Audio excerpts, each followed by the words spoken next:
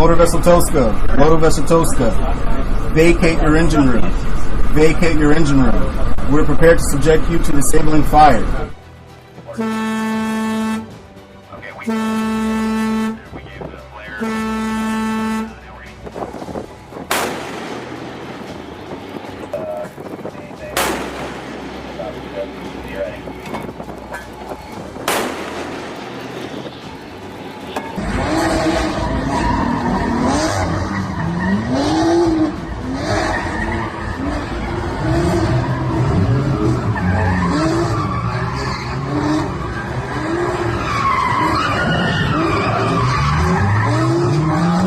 We are speaking about a federal administration that has spent upwards of $28 billion killing thousands of people all the way over in the Middle East at the same time as we're being told that this money cannot be found to invest in working class Americans across this country. And I wish that the words of Tupac from the 90s weren't still prescient, but they continue to be true for too many, which is that we always have money for war and not to feed the poor. Congresswoman Melanie Stansbury joining 50 other Democrats to try and remove Trump from office. But of course, going on these late night rants, he threatened last week to essentially commit war crimes against Iran. We saw him attack the Pope over the weekend. Stansbury is a co-sponsor of a bill sponsored by Maryland Congressman Jamie Raskin. They are looking to remove Trump using the 25th Amendment. The 10-page bill, if passed, would create a 17-member panel to assess if Trump is mentally or physically unable to do the duties of his office. But in a Republican-controlled Congress, is the bill a long shot? There's not the political will in the present moment to do any of this, but does that mean that we should stop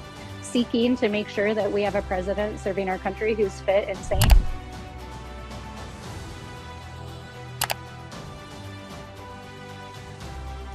Amerika Serikat tengah tenggelam ke dalam palung penuh penderitaan akibat ulah Donald Trump. Sang presiden yang terlalu gila perang telah menyebabkan kerugian masif di tanahnya sendiri. Inflasi gila-gilaan hingga miliaran dolar terbuang sia-sia akibat ambisi sang presiden. Bahkan ratusan ribu perusahaan dikabarkan menuntut ganti rugi karena beban yang dilimpahkan Trump membuat mereka begitu sengsara. Seluruh problematika tersebut memaksa rakyat dan para politisi AS mengambil langkah tegas, yakni pemakzulan Trump yang sudah tidak bisa lagi ditunda dan harus segera dilaksanakan. Publik Paman Sam bahkan ikut menyeret Menteri Perang Pete Hegseth yang bakal segera dihentikan. Mereka sadar betul bahwa bahaya yang lebih besar bakal segera terjadi jika dua sosok licik tersebut dibiarkan berkuasa dan bertindak semena-mena. Akankah rezim penjajah Donald Trump bakal segera berakhir dalam waktu dekat? Cetak Gol coba merangkum kehancuran Amerika Serikat akibat blunder fatal Donald Trump sebagai berikut. Akhir kepemimpinan Trump, rakyat Amerika merasa dibohongi. Periode kepemimpinan kedua Donald Trump sama sekali tidak berjalan mulus seperti yang diharapkan. Slogan MAGA alias Make America Great Again yang digelorakan selama kampanye juga cuma menjadi gimmick semata. Bukannya berjaya, Amerika Serikat justru semakin merana di bawah kendali sang presiden. Negara adidaya tersebut diliputi berbagai konflik, mulai dari perang tarif di tahun 2025 hingga peperangan sungguhan di tahun 2026.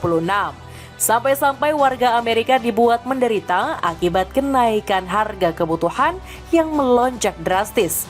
Sebut saja BBM yang paling terdampak akibat ambisi Trump di Timur Tengah.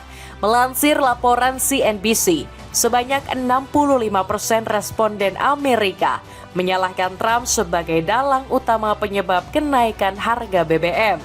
Bukannya sadar diri, sang presiden justru mengeluarkan respon yang membuat penduduk Paman Sam semakin geram. Pasalnya, pria 79 tahun itu menyebut kenaikan harga yang terjadi masih berada dalam perhitungan dan kendalinya. Ya, harganya tidak terlalu tinggi. Faktanya, jika Anda perhatikan, pasar saham sedang naik, semuanya berjalan sangat baik, ujar Trump. Pernyataan tersebut langsung menyayat hati jutaan warga Amerika. Bukannya tanpa alasan, Hal ini justru menegaskan sikap Trump yang antipati dan tidak memikirkan penderitaan rakyatnya. Pasalnya harga BBM di Amerika sendiri sudah menembus 4 hingga 5 dolar per galon. Sebagai perbandingan, di awal 2026, harga bahan bakar di Paman Sam hanya berkisar 2,75 dolar per galon. Dengan kata lain, lonjakan ini nyaris menyentuh 50% dibanding harga normal. Adalah kebohongan besar jika Trump menyebut kenaikan ini tidak terlalu tinggi dan masih berada dalam kendalinya. Sebab kenaikan ini diproyeksikan bisa mencapai titik yang lebih tinggi dalam beberapa waktu mendatang. Sayangnya masalah ini hanyalah gerbang pembuka bagi segudang problematika Amerika di bawah kepemimpinan Trump. Laporan menyebut para importir mendesak pengambilan dana kepada otoritas AS. Manuver ini dilakukan seiring dengan pembatalan tarif dagang Donald Trump oleh Mahkamah Agung AS bulan Februari lalu. Tak tanggung-tanggung jumlahnya diklaim mencapai 330.000 pihak dengan total biaya refund mencapai 166 miliar dolar alias 2.851 triliun rupiah. Ironisnya, para importir mengaku telah dipersulit pemerintah AS untuk mengajukan pengembalian. Seperti halnya CEO perusahaan mainan Hunter.co, yakni Jason Chung. Menurut pengakuannya, mereka harus mengajukan data untuk pengembalian dana sebanyak 5 kali. Sepertinya pemerintah mencoba mempersulitnya. Pendaftaran memerlukan pengisian informasi rekening bank meskipun pemerintah sudah memilikinya untuk pembayaran bea cukai. Dan nama perusahaan harus tepat. Butuh 5 kali percobaan sebelum kami dapat terdaftar karena perbedaan kecil, kata Jason Chung. Pemerintahan AS yang dipimpin oleh Donald Trump nampaknya memang hobi bermain-main dengan dana. Selain masalah tadi, Amerika juga dikabarkan mengalihkan anggarannya untuk perang di Timur Tengah. Sebelumnya, Gedung Putih telah menggunakan uang rakyat untuk membiayai perang Israel. Kini mereka dilaporkan kembali mempertembal dompet Zionis menggunakan dana yang seharusnya dialokasikan untuk Port of Peace Gaza. Menurut laporan, jumlahnya terbilang fantastis, di angka 17 miliar dolar atau setara 263 triliun rupiah. Bayangkan, uang rakyat yang seharusnya dipakai untuk kemaslahatan Amerika justru dibakar habis untuk memenuhi ambisi Zionis. Tak ayal jika manuver ceroboh sang presiden mendapat kritik keras dari wali kota New York. Zohran Mamdani, politisi beragama Muslim ini, mencecar otoritas pusat yang tidak memperdulikan penderitaan rakyat hanya demi perang yang tidak perlu. We are speaking about a federal administration that has spent upwards of $28 billion killing thousands of people all the way over in the Middle East at the same time as we're being told that this money cannot be found to invest in working class Americans across this country. And I wish that the words of Tupac from the 90s weren't still prescient, but they continue to be true for too many, which is that we always have money for war and not to feed the poor. Kecaman serupa juga dilayangkan oleh Ro Khanna selaku anggota Kongres Amerika. Pria 49 tahun ini mencecar Trump yang lebih menuruti perkataan Benjamin Netanyahu ketimbang rakyatnya sendiri. Let me tell you what a Democratic president's never going to do. An Israeli prime minister is not going to be sitting in our situation room telling the American president what to do. Only Americans will be in that situation room. Dengan segala kebobrokan itu, rakyat Amerika nampaknya sudah mulai kehabisan kesabaran. Mereka menunjukkan rasa tidak senangnya dengan merontokkan approval rating alias tingkat persetujuan Donald Trump. Sebagai informasi, indikator ini kerap dipakai untuk menilai baik buruknya kinerja seorang presiden. Hal tersebut kerap dianggap krusial untuk mengukur dukungan publik, serta bisa mempengaruhi kebijakan hingga hasil pemilu. Sial bagi Trump, approval ratingnya mencapai titik terendah selama masa jabatan kedua. Melansir survei NBC News, persentase warga AS yang tidak menyetujui kinerjanya mencapai hingga 63%. Sementara tingkat orang-orang yang mendukungnya juga anjlok ke angka 37% saja. Kabarnya sekitar 2/3 responden kecewa dengan Trump menangani inflasi serta konflik Iran. Tak cuma itu, rakyat AS yang kecewa juga menunjukkan protes dengan cara yang berbeda. Warga-warga mengambil alih ratusan mobil dan membuat kekacauan di wilayah New York. Salah seorang pengemudi bahkan melakukan protes sembari mengibarkan bendera Palestina, negara yang kini bernasib tragis akibat dukungan Amerika terhadap penjajahan Israel.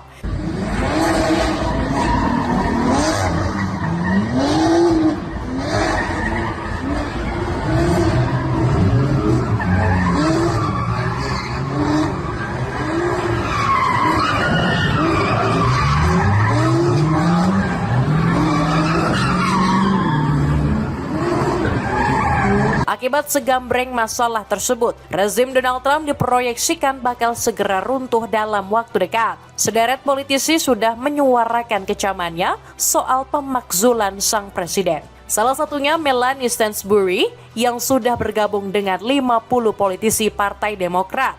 Menurut mereka, Trump harus ditendang dari Gedung Putih secepat mungkin karena dinilai punya masalah kesehatan fisik dan mental. Co-sponsor of a bill sponsored by Maryland Congressman Jamie Raskin. They are looking to remove Trump using the 25th Amendment. The 10-page bill, if passed, would create a 17-member panel to assess if Trump is mentally or physically unable to do the duties of his office. Namun hal ini sejatinya cukup mustahil, mengingat kekuatan Trump dan Partai Republik yang masih dominan. Sekedar pengingat, ini bukanlah kali pertama Donald Trump diancam bakal dicabut dari jabatannya. Pria berambut pirang itu sudah 2 kali menjalani situasi serupa di tahun 2019 dan 2021.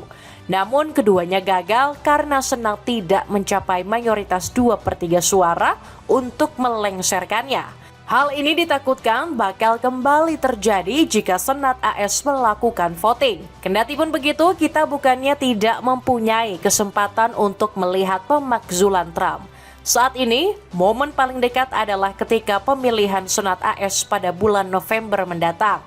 Jika Demokrat memenangkan pemilihan, mereka bakal punya kontrol lebih besar atas proses sidang. Hal inilah yang bisa menjadi senjata untuk melengsarkan Trump dari jabatannya. Bahkan Jason Ray selaku ahli strategi Partai Republik yang berbasis di Michigan juga mengkhawatirkan masalah yang sama. Menurutnya, peta kekuatan saat ini lebih dikuasai oleh Partai Demokrat. Dirinya juga menambahkan bahwa perang melawan Iran yang semakin lama bakal membuat mereka kesulitan mempertahankan posisi di kursi Senat. Bahkan kondisi pasar juga menunjukkan dukungan terhadap pemakzulan Trump. Salah satu platform memperlihatkan potensi hal itu terjadi sebesar 72%. Mendengar selintingan kabar yang beredar, Pete Hegseth selaku Menteri Perang kesayangan Trump langsung mencoba pasang badan. Dirinya mencecar media-media AS yang dinilai menyebar kebohongan. Speaking of choosing wisely, a note to the press corps, to the American media. As I just can't help but notice the endless stream of garbage, the relentlessly negative coverage, you cannot resist peddling. Despite the historic and important success of this effort and the success of our troops. Sometimes it's hard to figure out what side some of you are actually on. It's incredibly unpatriotic. Barangkali Hegseth terlalu sering bergaul dengan Trump sampai lupa akan posisinya. Menjilat sang presiden bukan berarti posisinya bakal aman dari amukan publik Amerika. Pasalnya, negeri Paman Sam juga menyerukan kecaman kepada Hegseth yang dinilai pelaku utama kejahatan perang di Timur Tengah. Dirinya bahkan masuk sebagai nama kedua yang bakal dilengsarkan setelah Donald Trump. Pengen cari sepatu sneaker dengan model vintage? Cek informasinya untuk dapatkan harga termurah. Semakin membenamkan AS dalam ancaman serius. Peringatan keras dari publik Amerika Serikat nampaknya tidak didengarkan oleh para pejabat yang terhormat. Bukannya menarik diri dari medan tempur dan berfokus mengejar perdamaian, mereka justru kembali memantik permusuhan. Baru-baru ini terjadi sebuah insiden baku tembak di Selat Hormuz. Negeri Paman Sam berlagak layaknya tuan rumah yang bebas bertindak semaunya di wilayah tersebut. Armada USS Prince kemudian dikerahkan untuk menembak kapal kargo Tosca berbendera Iran. Bahkan negeri Paman Sam juga dilaporkan menyita kapal tersebut.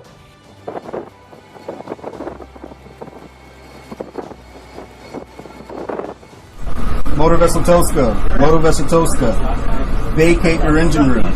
Vacate your engine room. We're prepared to subject you to disabling fire. Okay, we gave the flare. Now ready. Anything? Be ready. Insiden ini jelas tidak dibiarkan begitu saja oleh militer Teheran. Korps Garda Revolusi Islam Iran segera mengirim balasan ke arah kapal perusak Paman Sam menggunakan serangan drone terukur. Namun Amerika justru berlagak layaknya korban dan menyalahkan Iran atas insiden tersebut. Donald Trump sampai menuduh IRGC telah melakukan pelanggaran gencatan senjata dan menyerang kapal-kapal asing. Iran memutuskan untuk menembakkan peluru kemarin di Selat Hormuz. Pelanggaran total terhadap perjanjian gencatan senjata kita. Banyak di antaranya ditujukan ke kapal Prancis dan kapal kargo dari Inggris, tutur sang presiden. Trump barangkali lupa bahwa asap tidak akan muncul tanpa adanya api. Dalam kasus ini, kita bisa melihat dengan jelas bahwa Amerika merupakan pihak pertama yang melakukan serangan. Dan jika kita runut sejak awal, seharusnya Armada Paman Sam tidak punya kewenangan untuk bertindak sewenang-wenang memblokade Selat Hormuz. Akibat insiden ini, Iran menolak negosiasi lanjutan dengan Amerika dan bahkan tidak mengirim perwakilan ke Islamabad. Anehnya, Trump justru menjadi pihak yang paling emosi, meskipun Amerika berperan besar dalam kegagalan negosiasi tersebut. Kami menawarkan kesepakatan yang adil. Jika tidak terima, Amerika Serikat akan menghancurkan pembangkit listrik dan jembatan di Iran, ujar Trump. Namun, kesombongan Trump tidak bertahan lama setelah sejumlah sekutu Iran turut menyemarakan pertempuran. Salah satunya Houthi Yaman yang memberi tekanan berlapis kepada Amerika. Pasalnya mereka telah memperingatkan bakal menutup Selat Bab el-Mandab jika Donald Trump kembali berulah di hadapan Iran. Hal ini jelas merupakan pukulan telak, mengingat Bab el-Mandab juga menjadi penghubung perdagangan dunia. Now, Yemen has warned that it will close the strategic Bab el-Mandab Strait if the United States continues to obstruct peace in the region. Deputy Foreign Minister Hussein al-Izzi urged US President Trump and his international allies to immediately halt all actions and policies that hinder peace. He stressed that Sana'a has the ability to close the Bab el-Mandab Strait so decisively in a way that no power could reopen it. Similarly, Yemen's defense minister declared that the country's armed forces are fully prepared to confront any offensive. Major General Mohammed al-Atifi also praised resistance to the US-Israeli war in the region, describing it as a symbol of unity across various fronts. Selain itu, Amerika Serikat juga terancam karena negara raksasa seperti China dan Rusia dikabarkan bakal turun tangan. Para analis sampai memperingatkan Trump untuk tidak memicu pergolakan kedua dengan Iran. Sebab China dikabarkan bakal mengirim sistem radar canggih untuk menghalau drone dan rudal ke Teheran. Sementara itu, Rusia disebut bakal kembali memasok informasi intelijen demi memuluskan serangan negeri para mullah. Jangan lupa, negara seperti Korea Utara juga masih berpeluang besar memasuki pertempuran. Menurut laporan, rezim Kim Jong-un baru saja melakukan uji penembakan rudal Hwasong-11RA. Kabarnya uji coba tersebut berhasil menghancurkan target seluas 13 hektar dengan hulu ledak klaster. Yang menarik, latihan ini digelar tak lama berselang setelah insiden serangan AS yang menargetkan kapal kargo Iran. Hal ini seolah menjadi pertanda bahwa rezim Kim Jong-un bakal segera datang untuk menggertak pasukan Amerika. Pengen jogging sekaligus tampil casual? Cobain sepatu lari dari Lido yang kini sedang turun harga. Cek linknya di bawah ini. Itulah ulasan kehancuran Amerika akibat blunder Donald Trump. Bagaimanakah pendapatmu? Apakah Trump bakal segera lengser dari jabatannya atau justru dirinya bakal memperpanjang perang demi menghindari pemakzulan oleh Senat? Coba tulis pendapatmu di kolom komentar di bawah ini.